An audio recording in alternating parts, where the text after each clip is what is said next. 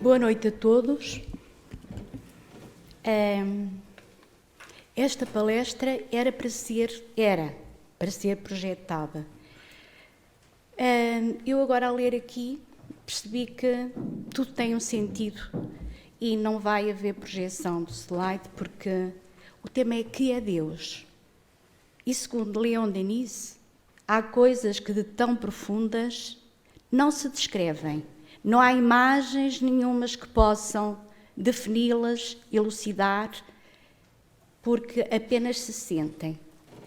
Então, nesta hora e neste momento das nossas vidas em que estamos aqui e vai haver um trabalho em simultâneo, convido todos para segurarem na mão que está ao lado da vossa mão, uma das mãos, e sentirem essa mão, que é a mão de Deus.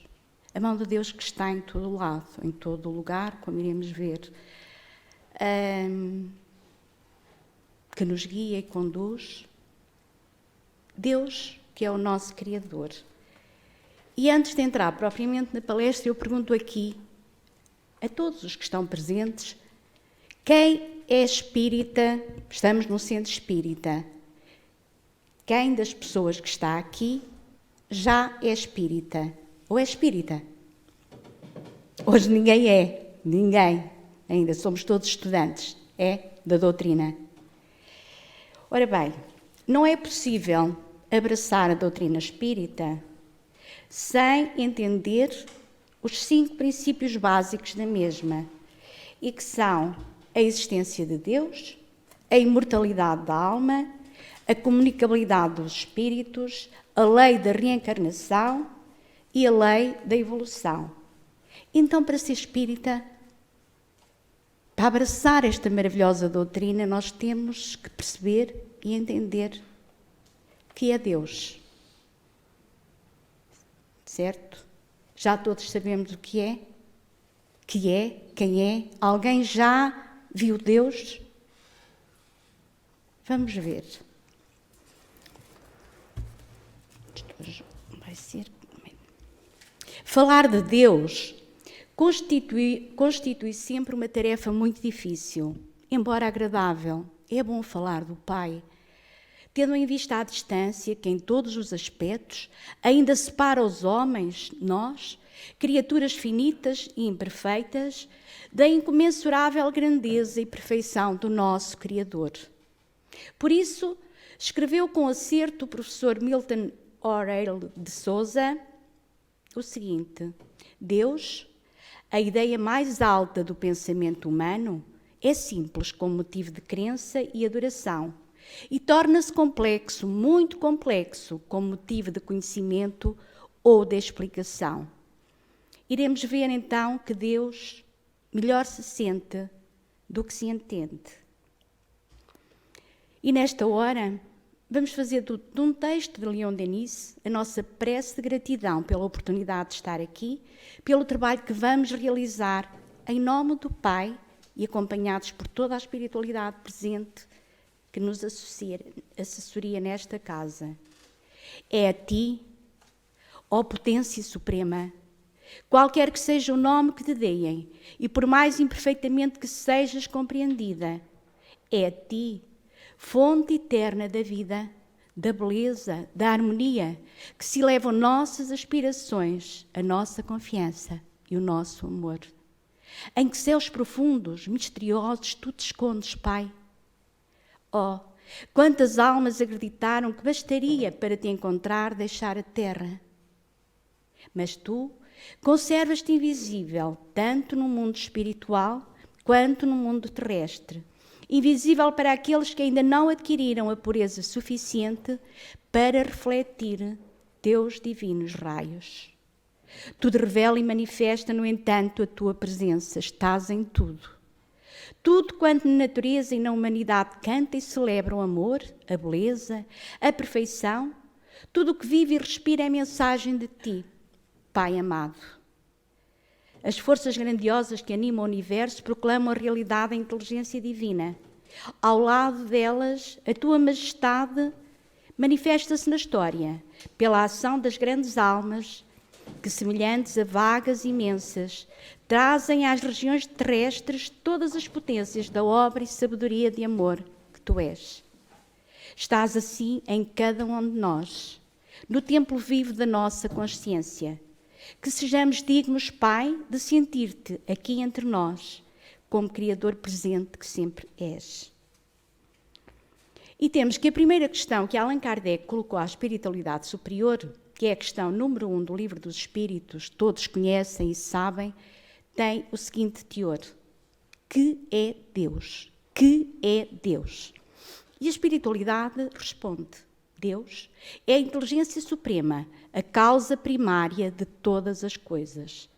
O codificador da doutrina dos Espíritos não pergunta quem é Deus, ou nem como é Deus. Não. Ele percebe e sabe que Deus não é um ser. Deus não tem forma. Deus é uma inteligência, não é uma figura. É a inteligência criadora do universo, do cosmos. Não há nenhuma inteligência maior do que Ele. Todas as coisas que existem, existem intencionalmente, têm uma razão inteligente. Iremos ver que sim. Então, nada existe que não venha de Deus. Mas como é que nós, pequenos, imperfeitos, ainda aqui, nesta fase tão difícil ainda da evolução espiritual, já percebemos que isto é verdade? Será que todos entendemos que é assim? O entendimento é igual para todos os seres que habitam, por exemplo, a Terra? Será que a ideia de Deus...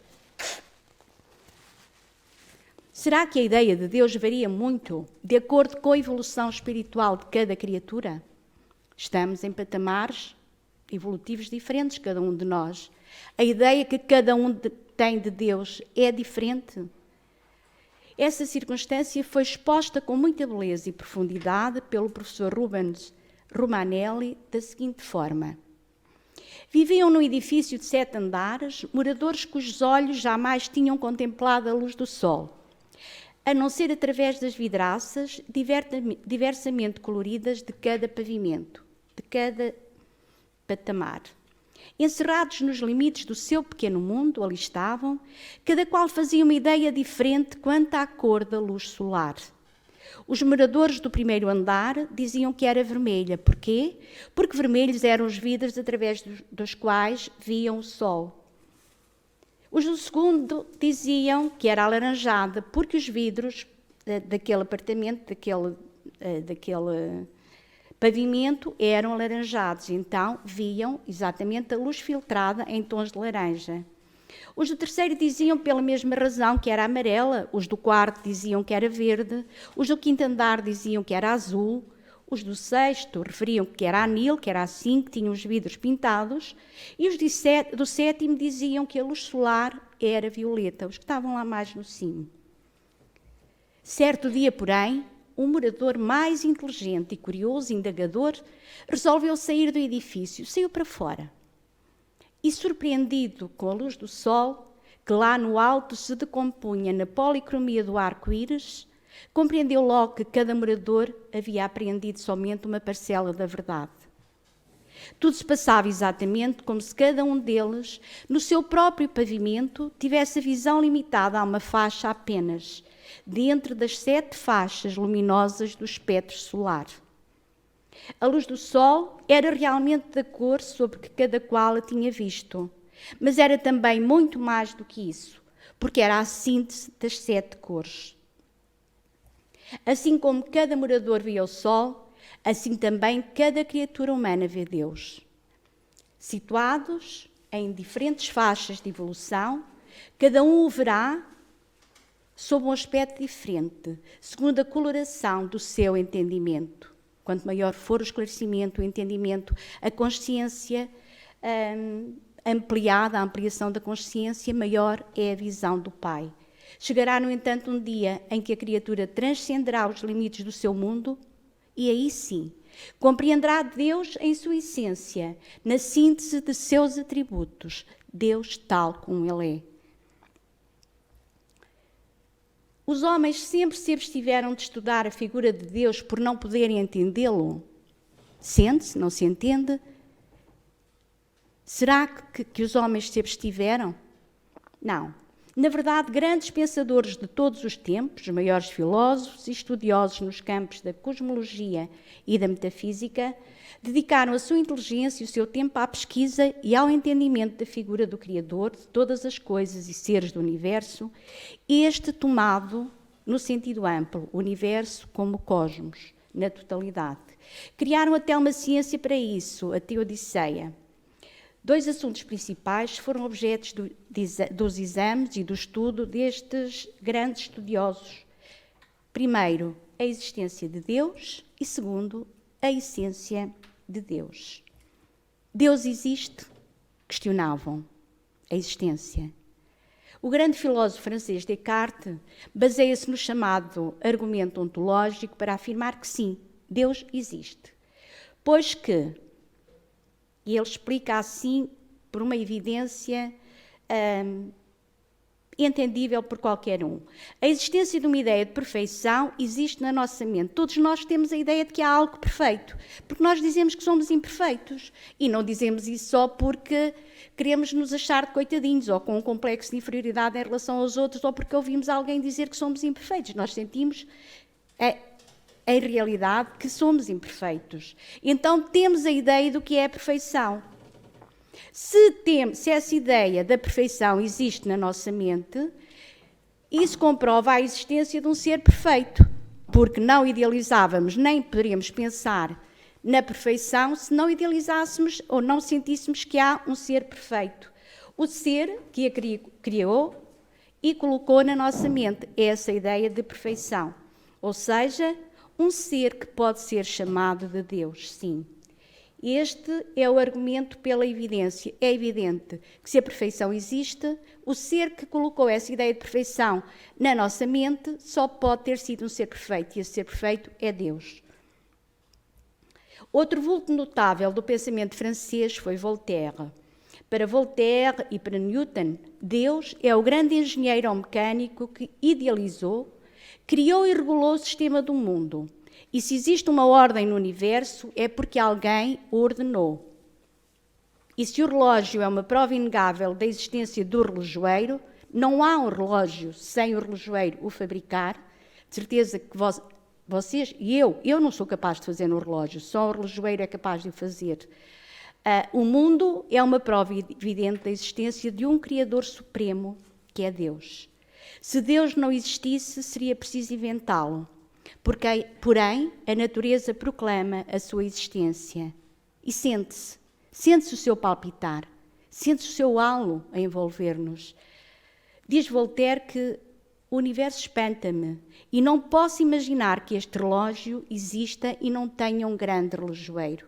Por trás de toda esta máquina organizada, há alguém que a criou, é o relojoeiro, que a orienta e que a ordena. Assim, diante da realidade do universo, é forçoso reconhecer que ele foi feito por alguém. E se esse alguém, para nós aqui que estamos na Terra, não foi o homem, então só pode ter sido Deus. Tomás de Aquino, autor da famosa Suma Teológica, que é a prova da existência de Deus mais convincente, baseada nos argumentos metafísicos, diz-nos que a existência de Deus pode ser provada por várias certezas que, na sua ótica, são indiscutíveis. Primeiro, a do movimento.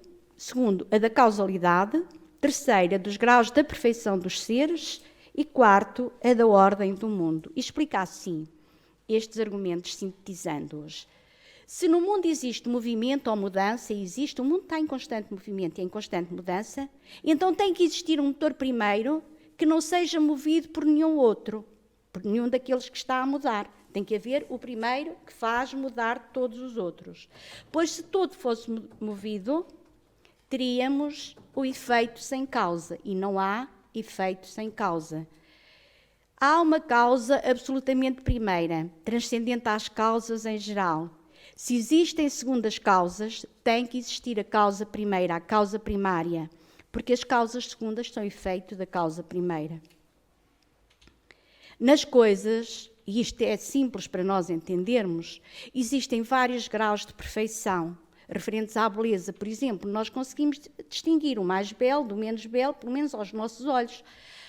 Há bondade, sabemos que há seres mais bondosos uns do que outros, há inteligência, há seres mais inteligentes uns do que outros, há verdade, não há só uma verdade, há vários graus de verdades. Então tem que haver um ser infinitamente perfeito, porque o relativo, aquele que é relativamente perfeito, relativamente bom, relativamente inteligente, exige o absoluto. E se há o relativo, tem que haver um ser perfeito, um ser que é todo beleza, todo bondade, ou algo que é todo beleza, todo bondade, toda inteligência, toda verdade.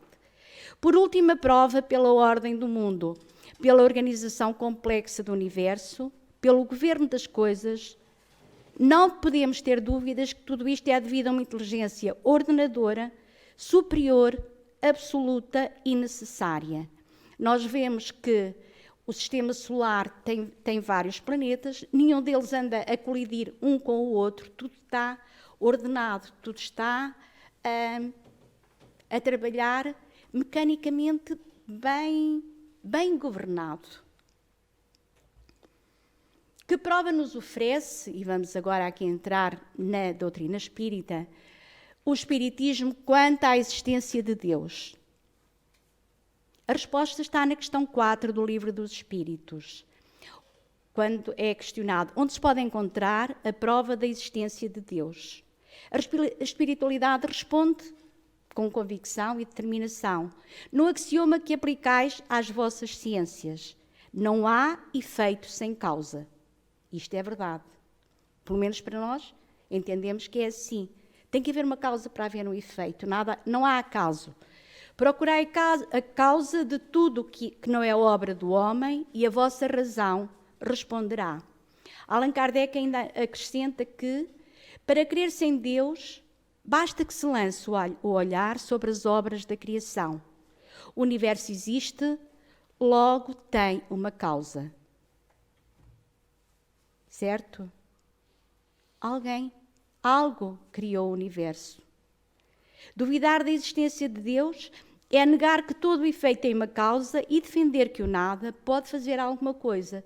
Ora, o nada é nada e o nada não pode fazer coisa alguma, só pode fazer nada.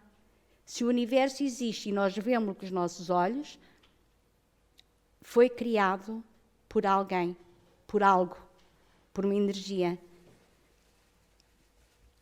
Meimei, na obra Ideias e Ilustrações, psicografada por Chico Xavier, no capítulo 47, explica Deus e a sua existência de uma forma maravilhosa que eu achei. Conta que um velho árabe, analfabeto, orava com tanto fervor e com tanto carinho todas as noites, que certa vez o chefe da grande caravana chamou à sua presença e perguntou-lhe: por que oras tu com tanta fé? Como sabes que Deus existe, quando nem mesmo tu sabes ler? O crente fiel respondeu: grande Senhor, conheço a existência de nosso Pai Celeste pelos sinais dele. Pelos sinais dele. Como assim? Indagou o chefe admirado. O servo humilde explicou-lhe: quando o Senhor recebe uma carta de uma pessoa ausente, como reconhece quem a escreveu? Pela letra, respondeu ele.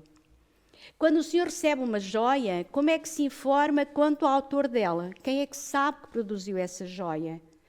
Ele diz: pela marca do ourives. O empregado sorriu e acrescentou: quando houve passos de animais ao redor da tenda, como sabe depois se foi um carneiro, um cavalo ou um boi? Pelos rastros, respondeu o chefe, surpreendido. Então, o velho crente convidou-o para fora da barraca e mostrou-lhe o céu onde a lua brilhava, cercada por milhões de estrelas, e exclamou respeitoso: Senhor, aqueles sinais lá em cima não podem ser dos homens. E é verdade, não podem. Nesse momento, o orgulhoso caravaneiro, de olhos lacrimosos, ajoelhou-se na areia e começou a orar também. Não precisou de muito para ficar convencido que o homem não cria tudo. E se o homem não cria, Deus cria, alguém cria. Não havendo para o crente nenhuma dúvida quanto à existência de Deus, e nós acreditamos, Deus é Pai, é o nosso Criador. Podemos defini-lo? Podemos conhecer a sua natureza? Ora bem, definir algo é limitar. Não é? Quando definimos, limitamos. O que é impossível com a figura de Deus, porque Ele é infinito, absoluto e eterno. Por isso já dissemos que Deus se sente, não se define. Não se pode conhecer na sua estrutura íntima. Isso não impede, entretanto, que especulemos no bom sentido, porque o homem é um ser eminentemente metafísico. Já o Livro dos Espíritos informa-nos que Deus é, como já vimos, a inteligência suprema, a causa primária de todas as coisas.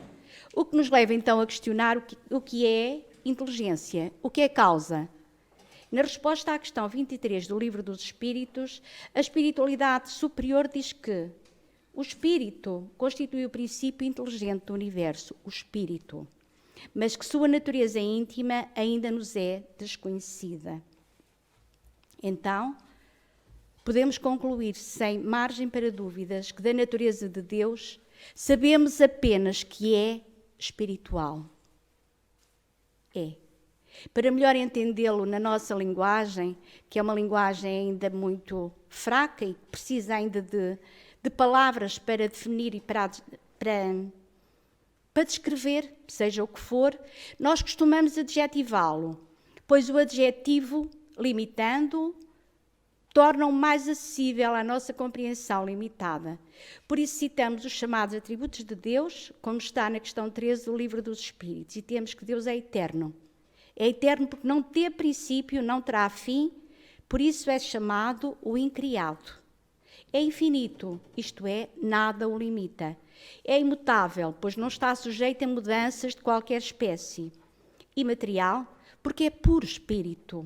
É único, porque se houvesse mais do que um, teríamos deuses e não Deus. Omnipotente, porque nada lhe é impossível. E vamos ver adiante que não. Soberano, porque nada se lhe opõe. É justo e bom. É amor. É só amor. Pois a todos concede suas graças sem parcialidade e com todo o amor. Amor que nós ainda não entendemos. O que é o amor do Pai, o amor do nosso Criador, o amor do Senhor da vida.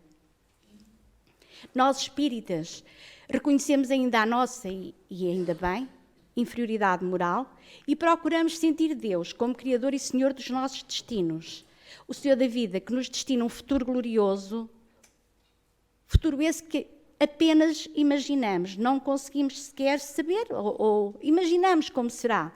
Como disse Emmanuel no livro Fonte Viva, não perguntes se Deus é um foco gerador de mundos ou se é uma força irradiando vidas. Não possuímos ainda a inteligência suscetível de refletir-lhe a grandeza, mas trazemos o coração capaz de sentir-lhe o amor.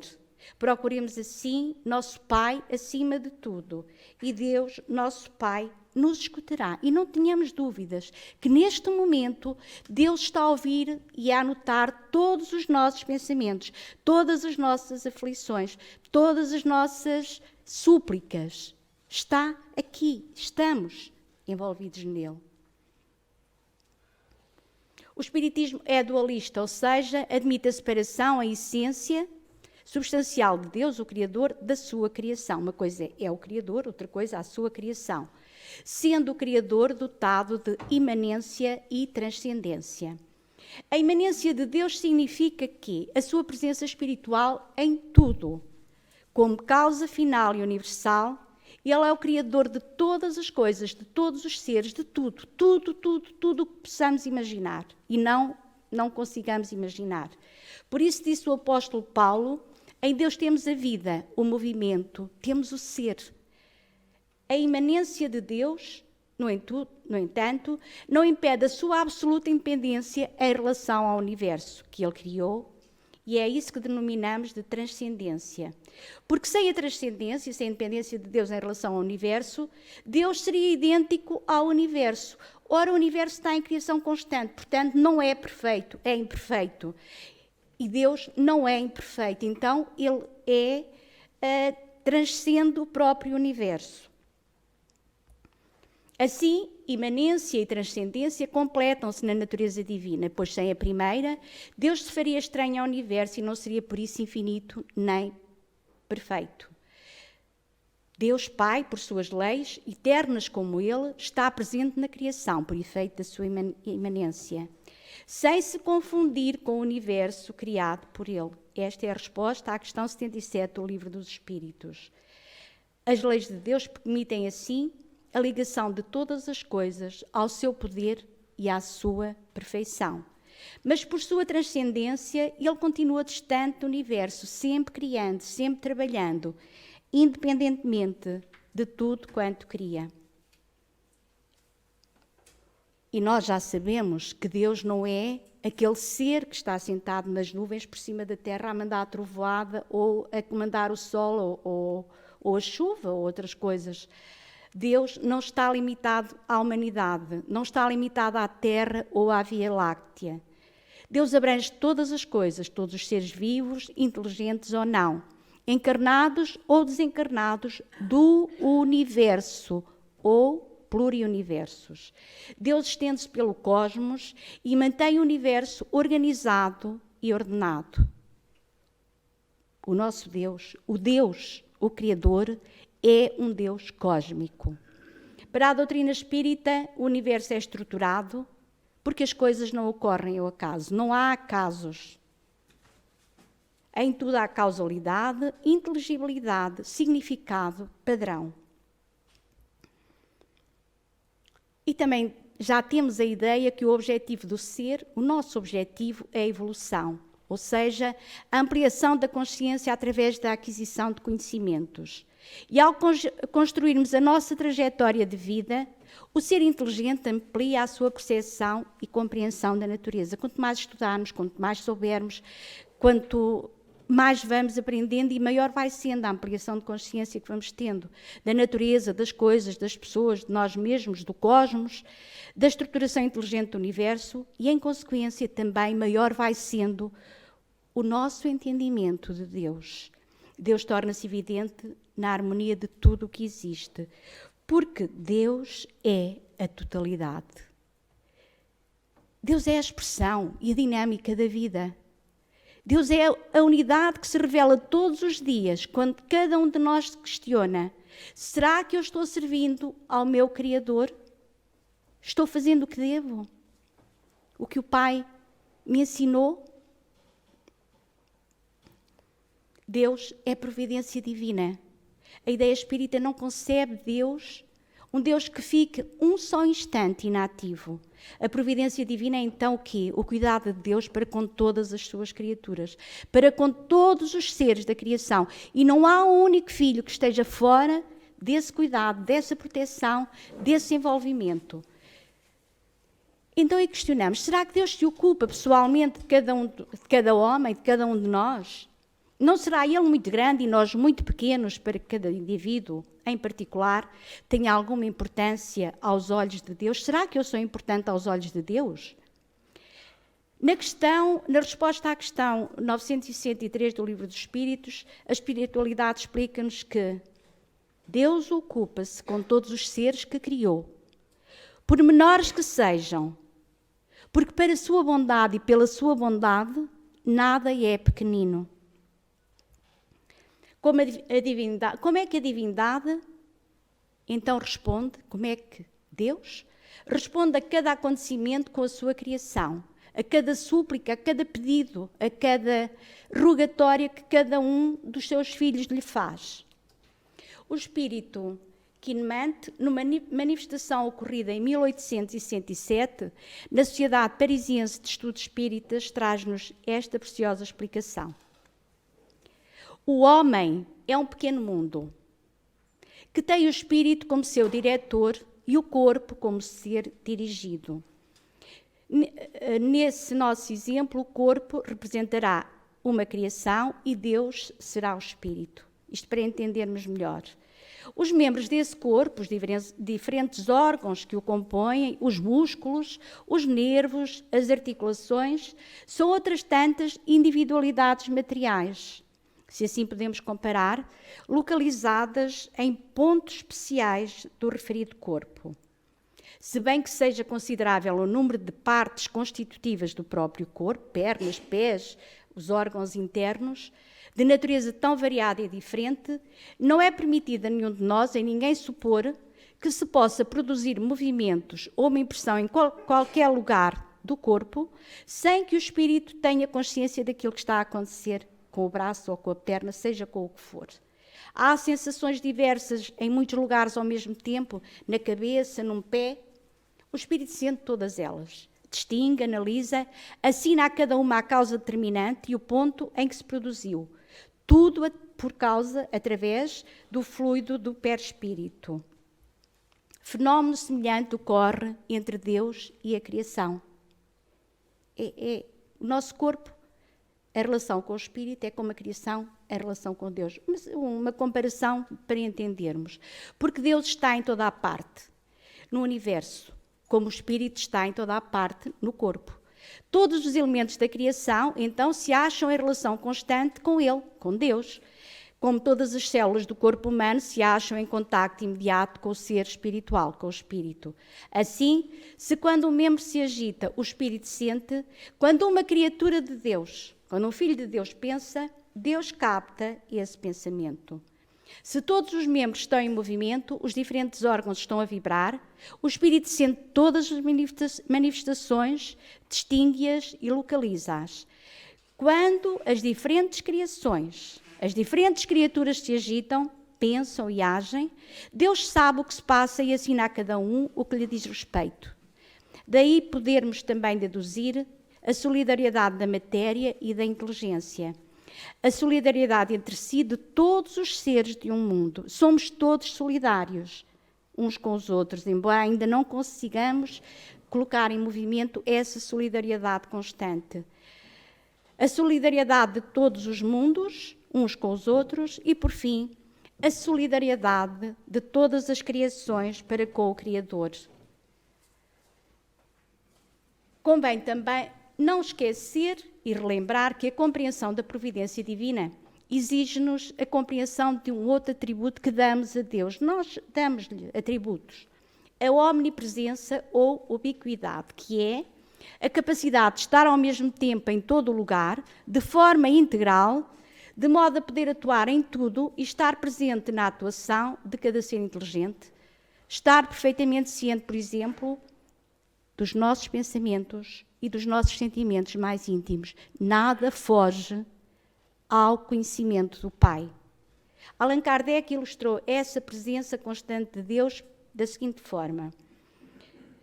Vamos representá-lo sob a forma concreta de um fluido inteligente, preenchendo o universo infinito e penetrando todas as partes da criação. Um fluido, uma energia que está em tudo. A natureza inteira está mergulhada nesse fluido divino. Ora, em virtude do princípio de que as partes de um todo são da mesma natureza e têm as mesmas propriedades que o conjunto, cada átomo desse fluido, dessa energia, e assim nos podemos exprimir, possuindo o pensamento, ou seja, os atributos essenciais da divindade, porque somos parte da divindade, e estando esse fluido em toda a parte, tudo é submetido à sua ação inteligente, à sua previdência, à sua solicitude, à sua entrega, ao seu envolvimento. Não há nenhum ser, por mais insignificante que pareça, que não seja repleto dessa energia, desse fluido divino, desse fluido do Pai. Então, achamos-nos constantemente na presença da divindade. Não há uma só, nenhuma das nossas ações que possamos subtrair do seu olhar, nada. Podemos nos tentar esconder num buraco debaixo da terra, mas nada, não adianta. O nosso pensamento está em contacto incessante com o seu pensamento. E é com razão que dizemos que Deus lê as mais profundas dobras do nosso coração. Estamos nele como ele está em nós, segundo as palavras de Jesus Cristo. Para estender então o seu cuidado a todas as suas criaturas, Deus não precisa estar colocado lá no alto ou olhar para nós cá abaixo, porque tudo, ele está em tudo, é um fluido, é uma energia que está em tudo. Não há um espaço que possamos imaginar que não é Deus. Ele está continuamente ao nosso lado e os nossos pensamentos repercutem-se nele. Os nossos pensamentos estão como os sons de um sino, que fazem vibrar todas as moléculas do ar ambiente. E qualquer pensamento de nós faz vibrar todos os outros, todas as outras criaturas, porque Deus movimenta tudo. Deus é, assim, a suprema inteligência. E não esquecemos, nem vamos esquecer, que o primeiro interesse de Allan Kardec foi saber dos espíritos que era Deus. E eles responderam na maior simplicidade e com uma absoluta segurança que Deus é a inteligência suprema, a causa primária de todas as coisas. Mesmo quem ainda não entenda muito bem isto, não consegue e não pode sentir-se seguro onde quer que se encontre, sem pelo menos alimentar a ideia de uma fonte criadora e imortal. Nós sentimos alegria, muita alegria, graças ao Pai do Céu, ao entrarmos em contacto com a natureza. Pois ela fala de quê? Fala de uma inteligência acima de todas as inteligências humanas. Quem cuida da natureza? Fala de um amor diferente daquele que sentimos, de uma paz operante nos seus mínimos registros de vida. E, em verdade, o Deus que procuramos sempre fora de nós está igualmente no centro da nossa existência, porque Ele está em tudo. Nada vive sem a sua benfeitora presença. Não esqueçamos que o Criador estabeleceu leis na sua casa maior, no universo. Leis que cuidam da harmonia da sua grande mansão divina, sem jamais esquecer, contudo, o grande e o pequeno, o meio e os extremos, porque está tudo envolvido no seu halo, para que seja dado a cada um segundo as suas necessidades. Não existe assim injustiça em campo algum da vida, pois cada espírito ou coisa move-se no ambiente que a sua evolução já comporta e consegue aguentar. Conhecer e amar são duas metas que não poderemos esquecer em todos os nossos caminhos, o esclarecimento e o amor. Nada há além do amor. Estes dois estados de alma abrir-nos-ão as portas da felicidade, pelas quais poderemos viver em pleno céu, se quisermos, e começarmos a entender e a perceber que estamos imersos e envoltos nesta energia. Poderemos viver em pleno céu, mesmo estando, andando e morando na Terra, com as dificuldades que este planeta ainda apresenta. Porque a suprema inteligência está andando connosco, falando constantemente ao nosso ouvido, em todas as dimensões do nosso entendimento. Mas ainda estamos muito surdos aos seus apelos e passamos o tempo, infelizmente, a sofrer as consequências da nossa ignorância, não por culpa de Deus. Deus não tem culpa nenhuma e nós culpámo-lo muito. Não, por culpa nossa de não estarmos um pouco mais abertos, mais despertos para ouvi-lo. Então, meus irmãos, onde está Deus? Onde está Deus? Que é Deus? Deus é? Deus é. Deus é tudo. Deus é o amor maior, o único, porque nós somos parte dele. Deus está em tudo. Deus está aqui, dando-nos a mão, envolvendo-nos com a sua energia, com o seu bem-querer, porque ainda é assim que definimos as coisas. Um pai que quer a felicidade de todos os seus filhos, de toda a criação. Deus está em vós, em todos vós, e está em mim, que sou filha de Deus também. Está em tudo. Segurando nas nossas mãos e dizendo-nos: segura, deixa que eu te ame, não te afastes de mim. Tens o livre-arbítrio, sim, mas não te afastes. Chega-te mais, ouve-me. Eu sou o Senhor da vida. Eu sou o Pai do céu. Eu sou o teu Criador. Eu sou o Criador de tudo. Eu sou o amor.